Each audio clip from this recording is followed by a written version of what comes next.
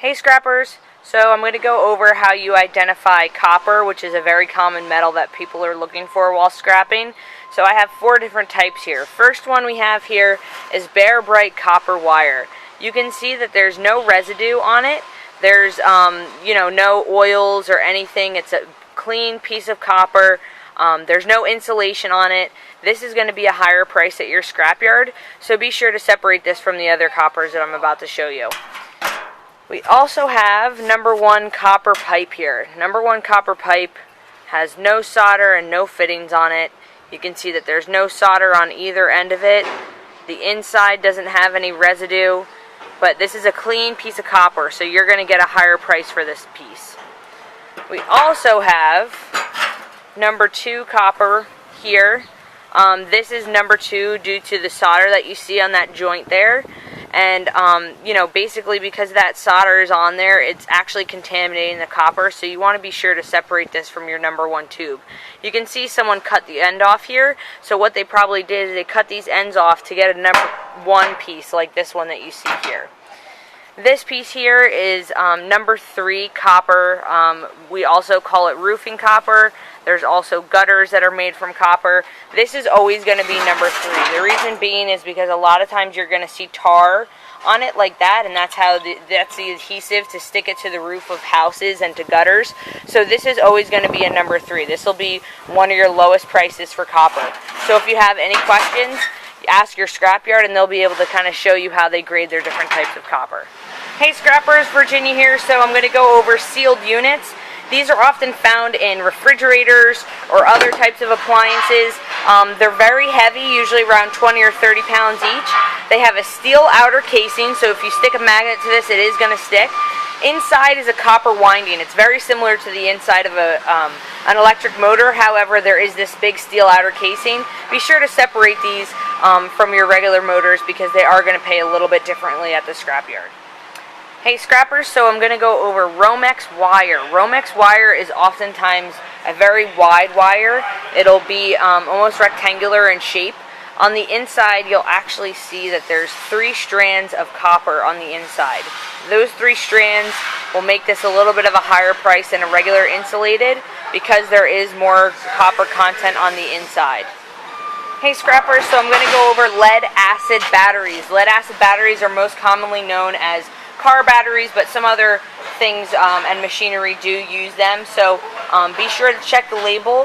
If you actually take a look at this label here, you'll be able to see that it does say lead acid battery right in the center there, so be sure to separate your lead acid batteries. A lot of scrapyards don't take other types of batteries, so just check with your yard and they'll be able to help you out. Hey scrappers, Virginia here. So I'm going to go over copper wire, or also called insulated wire. These are often very common wires that you're going to be getting from your home.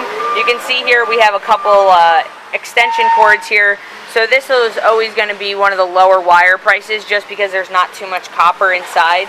You can actually take a look here and see that the inside of the copper wire has very small strands. So you're not going to be getting that much money at the scale for them. If you do want to strip them, that's fine, but we only suggest stripping them if you have over 50 or 60 pounds of material.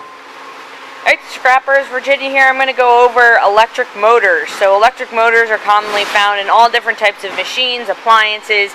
Anything that runs on power will most likely have a motor. This motor here looks like the type of size that you would get from maybe perhaps a ceiling fan or a regular fan. So be sure to take those out. They will have copper coils on the inside. That copper wire is usually going to go as a number 2 wire price. However, sometimes it's actually aluminum wire, so be sure to use your file and check. If it's a silver color, then you have aluminum. Hey scrappers, Virginia here. So I'm going to go over copper yokes. Usually they're found on the back of tube TVs. A lot of scrapyards don't actually accept TVs themselves, so you can take them apart and get one of these bad boys out. These usually have the number 2 copper wire on the outside and inside too. If you want to take those out, it's going to go as a number 2 price. So be sure to check with your scrapyard to see if they take them as a whole unit, or if not, you could take them apart for that wire that's on the inside. Hey scrappers, Virginia here. So I'm going over aluminum heat sinks today. Usually they're found inside of desktop computers on the motherboards. You can actually see one here This is a general size for what you're going to see. You can actually see on the back of this one it was attached to the CPU chip on the motherboard of the computer. Be sure to separate these. These are going to go as a separate price than other aluminum items usually at scrapyards. So be sure to keep those separate and your scrapyard will pay you the right price. Hey scrappers, Virginia here. So I'm going to go over copper transformers here. You could usually find these in different types of electronics and machinery. They're very heavy. Sometimes they have a steel outer casing, and usually they're going to have a copper winding on the inside. Occasionally that copper wire that you see on the inside there is sometimes aluminum, so be sure to use your file to make sure it's copper or aluminum.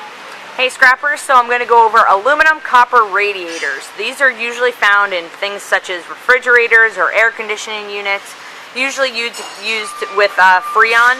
So be sure to get that Freon removed by an HVAC contractor, otherwise you can have some hefty fines by the government. And if you want to make a little extra money on them, cut these edges off that are usually steel, and this entire board itself is going to be a clean aluminum copper radiator, and you'll get more money at the scrapyard.